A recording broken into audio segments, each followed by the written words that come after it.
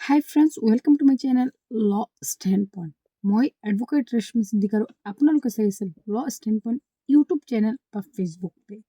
আজিৰ এইটো ভিডিঅ'তে মই আপোনালোকৰ লগত আলোচনা কৰিম যদি কাৰোবাৰ ঘৰতে চিচিটিভি কেমেৰা লগোৱা আছে আৰু সেই চিচিটিভি কেমেৰাই ওচৰৰ ঘৰখনো কেপচাৰ কৰি লৈছে, তেতিয়াহ'লে ওচৰৰ ঘৰৰ মানুহে কমপ্লেইন কৰিব পাৰে নেকি যে চিচিটিভি কেমেৰাই তেওঁৰ ঘৰখনো কেপচাৰ কৰি লৈছে বুলি?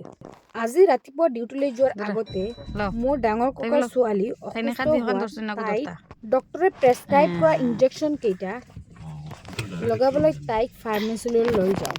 সেই বুলি মোৰ মাইনাজনীও মোৰ লগতে ফাৰ্মাচীলৈ গুচি যায়।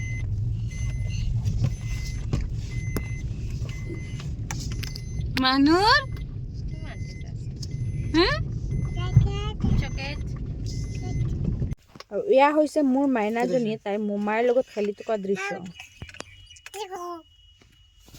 উভতি আহোঁতে দেখা পালোঁ নেশ্যনেল কংগ্ৰেছ পাৰ্টিৰ ফ্লেগখন।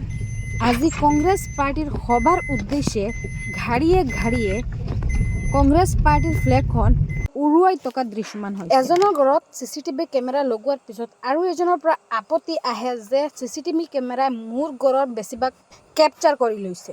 2025 চনত কেৰালা হাইকোৰ্টত এজন মানুহে ৰিট পিটিশ্যন ফাইল কৰিছিলে যে চিচিটিভি কেমেৰা লগোৱাৰ কাৰণে তেওঁৰ বেছিভাগ ঘৰৰ অংশ কেপচাৰ কৰি লৈছে। আৰু তেতিয়া অনাবল কেৰালা হাইকোৰ্টে গাইডলাইন জাৰি কৰিছিলে যে ৰাইট টু প্ৰাইভেচিৰ ওপৰত ৰাইট টু ছিকিউৰিটি লিড কৰিব।